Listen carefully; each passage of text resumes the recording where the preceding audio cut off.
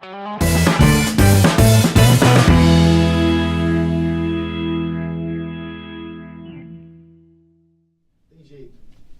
dia, voltamos com mais um programa Tem Jeito, hoje com a ilustre presença do deputado estadual Bellarmino Lins, do PP, já no seu 8º mandato, né, deputado? E nós vamos aqui ter uma conversa para falar desses anos todos de vida pública, tantos projetos muito bons para a sociedade amazonense, né, das suas aprovações, da sua atuação muito, muito firme na Assembleia Legislativa. Bom dia, deputado, bem-vindo. Bom dia, quero manifestar a alegria de estar aqui pela vez primeira. Um programa de grande audiência, sem dúvida, que interage com a sociedade amazonense.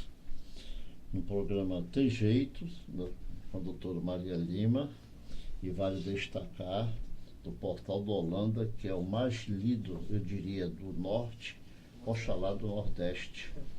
De tal forma que é uma satisfação, porque o homem público vive da sua imagem e da sua interlocução com a sociedade.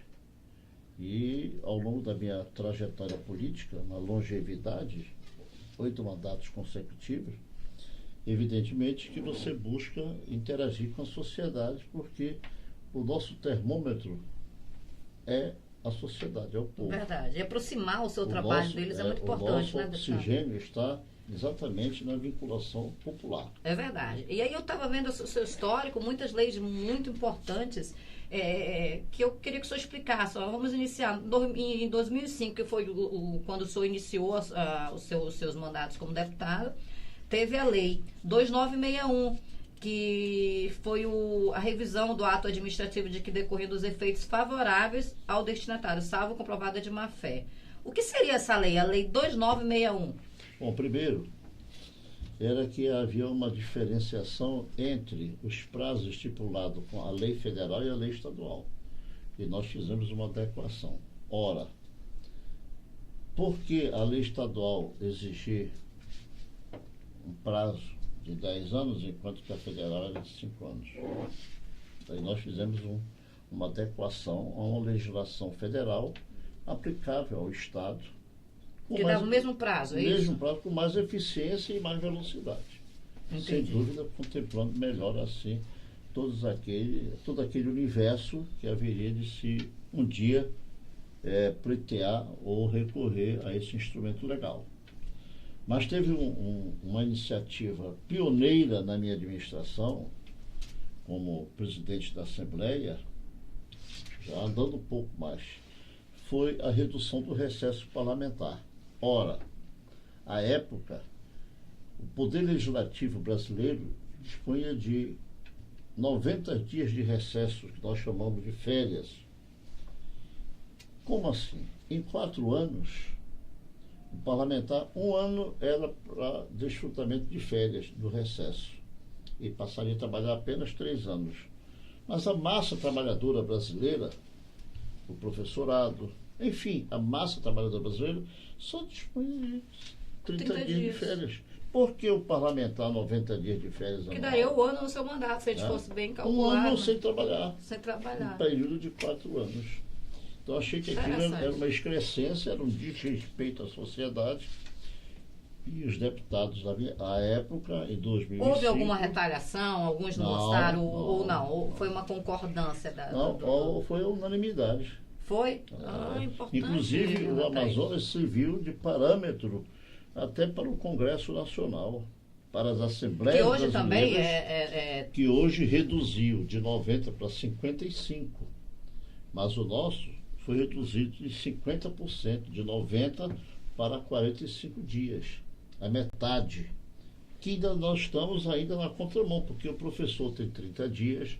Agora mesmo estou lendo na imprensa do nosso estado um senador apresentando um projeto de lei reduzindo o recesso para as férias do juiz, do desembargador, do procurador, do promotor, de 60 para 30 dias.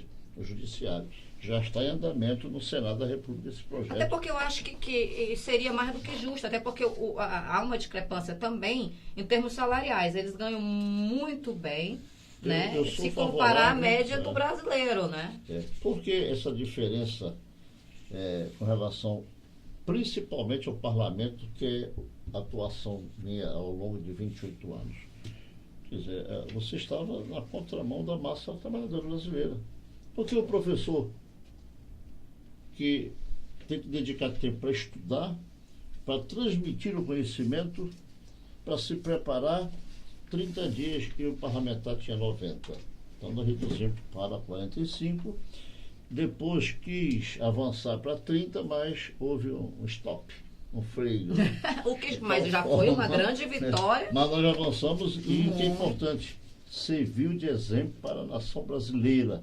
O Congresso Nacional, senadores e deputados federais, reduziu para 55 e as Assembleias Brasileiras reduziu para metade, igual ao Amazonas. É importante a gente falar dos trabalhos, porque às vezes as pessoas não sabem. Eu, particularmente, sou administradora pública, mas não sabia da onde tinha vindo a redução e nem como era anteriormente, né? E é difícil alterar, porque trata-se de emenda constitucional que requer um quórum qualificado de 2/3 de votos, ou seja, para mudar essa regra, nós teremos que ter 16 votos. E vai ser difícil mudar. Até porque o impacto social hoje em dia, a sociedade... Eu acho até que com os novos deputados, a Assembleia renovada em 50%, onde se criou um divisor de águas, o novo e o antigo, para não chamar de velho, porque o velho lá, o pessoal fala muito que já está superado, mas nem tanto. Nós tivemos a experiência agora, né? Tem a experiência, tem a sensatez, tem o equilíbrio, que poderá servir como um mediador. Mas eu acho super interessante a gente citar, eu sempre falo isso, desse negócio do novo, porque o novo, às vezes, é muito perigoso, como nós estamos vendo hoje nos reflexos da administração pública, que o novo nem sempre está se demonstrando tão novo, e a experiência, às vezes, é muito mais relevante. Ambos podem equilibrar. Construir exatamente. E construir grandes momentos para a nação brasileira. Eu vi um projeto seu que eu acho muito importante a gente falar, inclusive pela realidade do Amazonas, que é a 3148, que foi feita em 2007, que é a prevenção do atendimento à gravidez na adolescência. Como é que foi esse projeto? Essa nossa iniciativa, você sabe que ninguém trabalha só, né?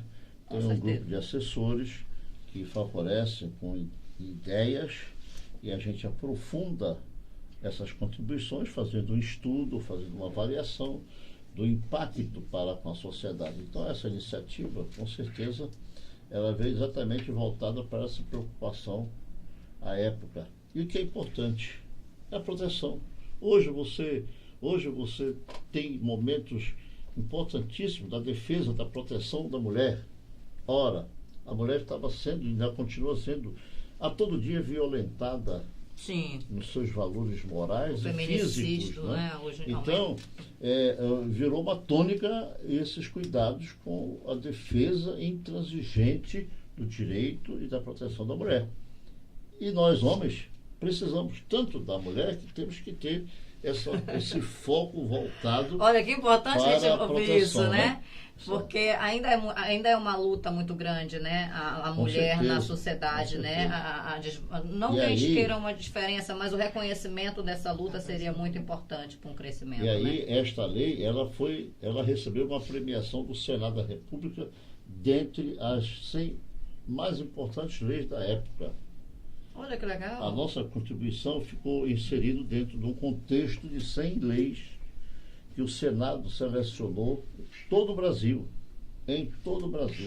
E nós fomos contemplados com esta lei exatamente voltada para essa política voltada para exatamente... Agora uma lei que me chamou muita atenção, porque eu já fiz uso dela, a 3309, que foi feita em 2008, né? Que é a proteção de vítimas e testemunha ameaçada, né? Normas para uma organização... Como é que é essa lei? A proteção para vítimas ameaçadas. Vítimas do que, necessariamente? Não, é que hoje nós temos um aparato que você poderá, dependendo do grau da ameaça, recorrer aos órgãos competentes. Mas qual é o tipo de ameaça que engloba essa lei? Eu acho basicamente a integridade física, né, e os princípios elementares da pessoa.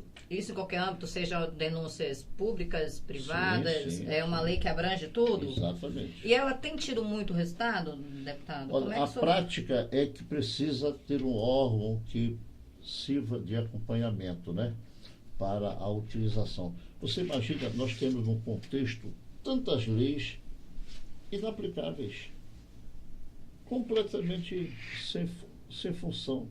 Ela foi instituída, mas na execução ela tem foi uma sancionada, falha. mas ela praticamente não tem, até muitas vezes por falta de conhecimento das pessoas que poderiam se beneficiar da lei. Não seria importante, eu não sei como a Assembleia lidar com isso, já que é o Legislativo que trabalha em relação às leis. Na hora dessas aprovações, já pensar em como essas leis podem ser executadas ou acompanhadas? O advogado, por si só, ele é um estudioso permanente da legislação que protege a sociedade. E aí, o advogado tem que estudar. Ele tem que acompanhar para exatamente, numa necessidade que ele for procurado, ele tem recursos como acionar a justiça, né? Uhum. Mas eu acho que uma campanha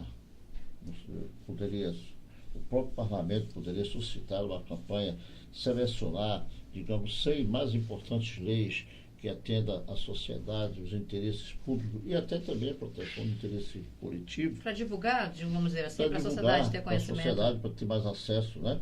Uhum. Até porque hoje nós temos a internet. Hoje a internet é um instrumento tão fácil e sério de acesso da população, né? Exatamente. Hoje você se comunica com milhares de pessoas simultaneamente através de mensagens. Exatamente. E eu falava até que você perdeu um pouco de ouvir a voz de alguém, né? Pela oportunidade que o contato, né? A internet não é acreditada, que aproxima quem está longe e afasta quem está perto. Né? E outros instrumentos, você faz só digitar uma velocidade impressionante. Chega às pessoas, mas você perdeu aquela oportunidade de ouvir e ser ouvido. Acho verdade. Que esse calor. Acho que encontrar o equilíbrio, né? Entre a internet, até onde ela é benéfica ou maléfica para cada cidadão. Aí, para a sociedade. O que acontece com isso? É que você está num determinado ambiente, você fica disperso do assunto que está sendo tratado, que está aqui no telefone, no celular, na internet, no WhatsApp, né, se comunicando, desassociado nesses anos todos de vida pública do senhor, eu andei analisando os seus projetos, vai de várias vertentes, o senhor não segue uma única linha, o que é muito importante, porque é como um parlamentar completo que a gente fala.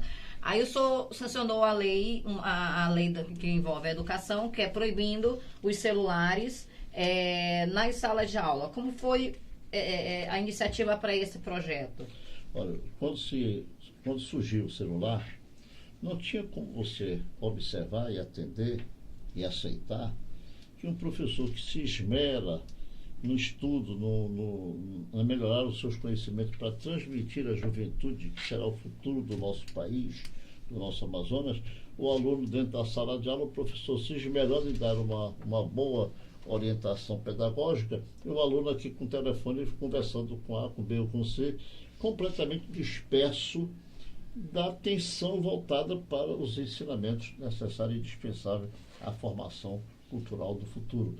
De tal forma que era uma necessidade, era imperiosa a necessidade de proibir o aluno portar celular na sala de aula.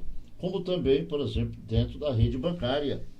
Ora, sim. Você está dentro do banco e, de repente, um contraventor penal lá do lado de fora se comunica com outro dentro para poder saber que, olha, o Francisco João está saindo com dinheiro daqui para ser assaltado lá fora. Então, isso também foi uma iniciativa nossa, proibindo também o uso do celular. Inclusive, foi muito bem falado na época sobre essa lei, né, bancária, e foi bem aplicada nos bancos, né? Sem dúvida. É uma maneira de impedir as frequências que aconteciam.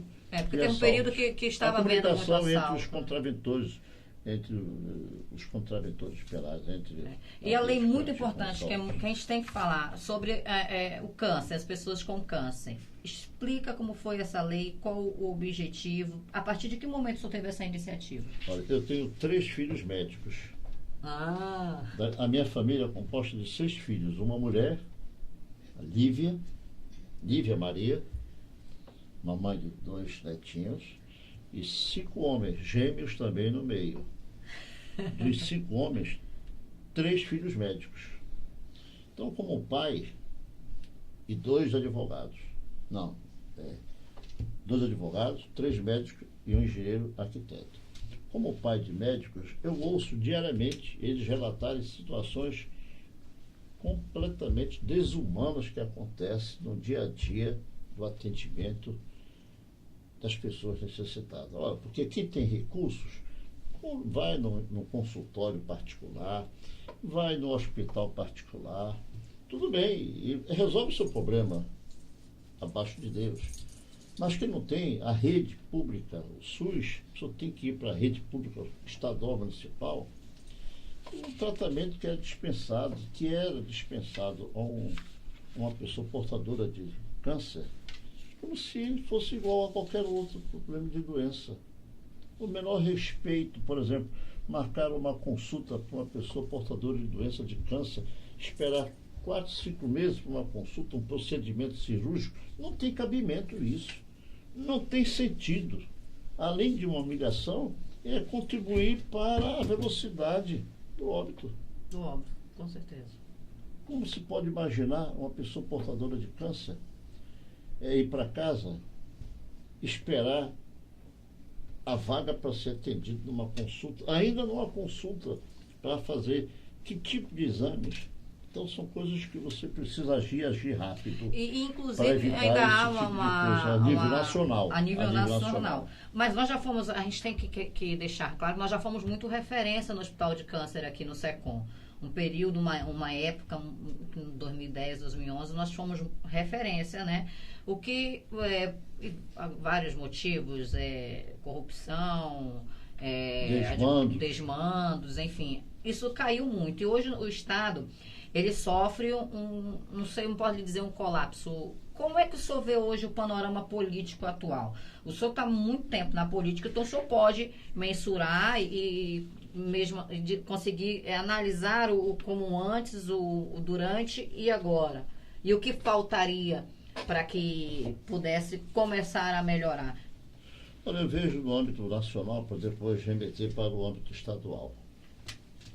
Nós estamos um processo de mutações, de transição, de um governo desacreditado pela sociedade, pelo povo, a nível federal e estadual, onde a massa popular reacendeu a chama de mudança para ver se melhora o quadro. A corrupção deslavada no Brasil inteiro. As mais altas autoridades sendo presas, condenadas, e a sociedade, então, no chamamento para as urnas, vamos tentar mudar, vamos fazer a nossa parte.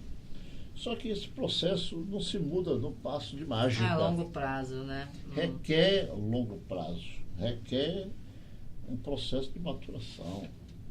A nível de governo federal, nós estamos... A chama da esperança de melhores dias para a nação brasileira reacendeu com a votação do presidente Bolsonaro. Mas o que a gente percebe é que os passos estão muito lentos. Não tem, ao longo de 3, 4 meses, não tem acontecido algo que diga a chama da esperança começa agora a mudar o quadro nacional. Mas é um processo que veio e a gente não pode condená-lo. Isso não acaba sendo muito perigoso? Pode ser, porque de repente a sociedade perde a confiança e começa a desacreditar no governo novo, uma votação, na minha idade, a mais expressiva manifestação popular de mudança, de perspectiva de mudança. Aí de repente é aquilo que nós voltamos há pouco, o novo pelo experiente, acaba se decepcionando. Mas eu prefiro acreditar que essa fase de transição nós possamos superar, tanto a nível nacional como a nível estadual. No Amazonas não foi diferente. Os amazonenses se manifestaram por mudanças.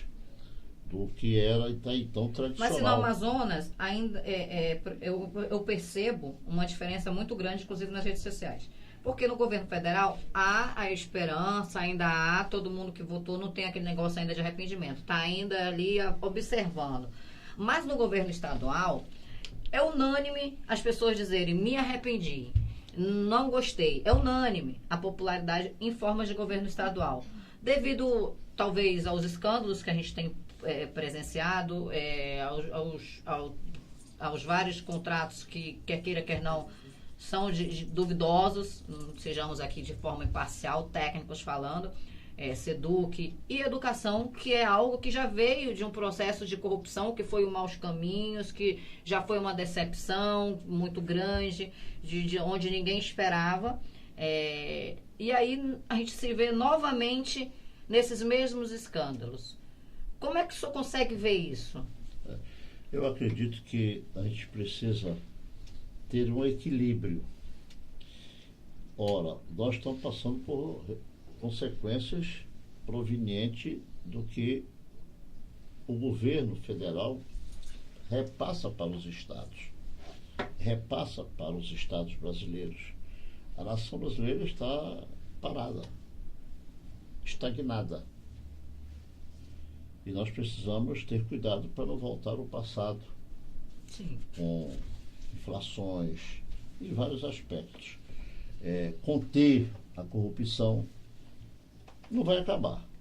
Sim, porque é uma questão até cultural, né? Pelo menos conter, dar um tempo, estancar. E essas mudanças todas refletem nos estados da Federação Brasileira, que não era diferente. Porque não é diferente. Mas nós não podemos também ser tão rigorosos com relação à avaliação, porque a saúde pública é um problema que não é do Amazonas, é do Brasil. Do Brasil, exatamente. É da nação brasileira. Onde você quer que você vá, você vê um problema de saúde grave. Grave. Mas a gente também tem e aí, desculpa interromper a mulher falando, e aí você tem que olhar o aspecto, por exemplo, a ausência de recursos, eu diria, na área de saúde, no Amazonas é muito bem contemplada. Sim. O que falta, eu acho que é o melhor gerenciamento. Exatamente. A melhor distribuição desses recursos, porque o governo está disposto a ajudar. Recentemente a Assembleia atendeu uma necessidade do governo em destinar recursos da parte do FTI, dos municípios. De investimento dos municípios, para o setor de saúde. Eu fui favorável. Sim, nós estamos retirando dinheiro de investimento do interior ou da Grande Manaus para ir para a saúde. Sim, a saúde, a doença não pode esperar. Não evita, a doença não foge de chegar a qualquer lar amazonense. E todos nós não podemos nos surpreender, porque qualquer um de nós estamos sujeitos a doenças chegar na porta da nossa casa. Mas houve então, o que acontece? Um escândalo muito grande, porque esse recurso não foi utilizado para o fim que foi aprovado na Assembleia. Eu vejo que realmente a Assembleia fez a sua parte, o governo também está fazendo a sua parte. Agora, nós precisamos estar vigilante na destinação e na aplicação desses recursos para evitar, como, por exemplo, o CPMF. Você lembra? Lembro. Que era da taxa do banco, que era cobrada do cheque. Do cheque especial, né? Do cheque, pelo movimento de cheque, que foi voltado, todos os recursos dessa fonte era para custear a saúde. A saúde passou a ser menos favorecida. Os recursos eram destinados para outras fontes. Inclusive, é bom a gente evidenciar, né? O senhor tem filhos médicos, o senhor pode até me confirmar isso. Nós temos profissionais do mais alto nível aqui no Amazonas. Médicos maravilhosos, em oncologistas, cirurgiões. Maria Lima, eu ainda acredito que nós temos e teremos condições de reverter esse quadro. A gente percebe nos encontros com o governador aquele interesse de acertar, o interesse de contribuir. Mas não deve ser fácil para um governante com tantos vícios maléficos ele suplantar aquelas mazelas que já se arrastam por tanto tempo e, assim, e força. Então, temos que dar a ele aquela credibilidade e um pouco de tolerância. De tolerância e de acreditar que as coisas vai mudar, mas nós temos que também ajudar nessa mudança. Agora sim, eu não posso deixar de perguntar só esperar que a respeito do assunto que todo o Amazonas está, inclusive nacionalmente, a greve dos professores. A greve dos professores, que eles reclamam muito que não são ouvidos pelo então governador, que não há uma atenção com a classe. Tecnicamente, eu acredito que eu vejo que há sim uma falta. Por quê? O senhor, como parlamentar, é porque eu acredito que a greve está se estendendo e prejudicando a rede pública, os alunos, mas por causa dessa medição de força entre governo, sindicato. Enfim, eles se sentem desrespeitados. O que você tem falado a respeito desse assunto? Eu vou fazer 2 parâmetros: classe médica e professor. Ou seja, o médico e o professor. O médico do território brasileiro não dispõe de uma política voltada para um plano de carreiras do médico. Do médico, que é um projeto do que acontece com o promotor, com o procurador, com o juiz, com o auditor, um delegado, que já foi implantado o projeto para tentar a carreira igual ao do judiciário. Exatamente, uma carreira. Então o médico, salva vidas. Salva vidas. Cuida da saúde do ser humano. Com um contrato de R$4.600. É isso que eu sempre falo. Um médico, é um absurdo o Estado querer promover um concurso ou um contrato a um médico que tem 5, 10, 15 anos de carreira, a um salário de 4, 5 mil reais. Se ele ganha pela cooperativa 20, 25 mil. Com razão. Porque quando eu coordenei o Mutirão de Cirurgias em 2010, que foi um projeto de grande repercussão nos municípios, e eu contratava os médicos diretamente, eram os melhores médicos, Cid Chalub, Sebastião Marden, médicos muito renomados. Eles ganhavam exatamente o que eles ganhavam na cooperativa, para atender nos municípios nos finais de semana. Nós não gastamos para atender, deputado, 50 municípios em 6 meses, 5 mil cirurgias, nós não gastamos 4 milhões. Entendeu? Aí eu vou te dizer por quê. E todos as cooperativas surgiram em razão da insatisfação dos médicos. Generalizada, do baixo salário remuneratório do profissional médico, que passa 6, 7 anos numa faculdade e salva vidas e ameniza o sofrimento da população, para ter um contrato de R$4.600. Exatamente. Aí você remete do médico para o professor, eu vou chegar lá. Aí criaram um instrumento de melhorar a qualidade salarial, as cooperativas, que passa a ser muito mais caro para o governo, para a administração, do que criar uma carreira médica. Quando o governador assumiu o novo, a gente tentou levar o projeto. Por exemplo, o médico, ele vai ter o salário de um procurador, de um promotor, 15, 20 mil reais. Ele vai ser obrigado a dar tantas horas e o resultado horária, vai ser alarmante. E acaba com essa história de cooperativa. Exatamente. Que é um ralo para levar os recursos públicos. O problema que eu acho nesse governo foi que eles começaram da maneira errada. Antes de você cortar a cooperativa, você tem que aprovar o plano de cargos. Você não pode acabar com a cooperativa sem que esteja um quadro que assegure estabilidade, remuneração compatível e justa. Porque eu sempre falo, os médicos, eles não é que eles gostam da cooperativa, é a única opção. Exatamente um mecanismo para melhorar o salário daqueles que estão com a sua remuneração alvitrada. É uma saída. Mas se tornou... De repente, num contrato direto da Suzano com um técnico de enfermagem, digamos que seja 2, 3 mil reais. Se for para uma terceirizada, vai sair para o Estado pelo dobro, pelo triplo. Como acontece nas cooperativas. Pelo triplo. Então, a carreira de Estado, a carreira de médico, é a primeira coisa a ser e pensada, dar a ele né? a obrigatoriedade de cumprir carga horária, mas com uma remuneração justa, igualitária às demais categorias de Estado, como é de promotor, de procurador, etc., etc., aí dá a ele a segurança e a tranquilidade de continuar se preparando para atender a população. Aí vamos para o professor.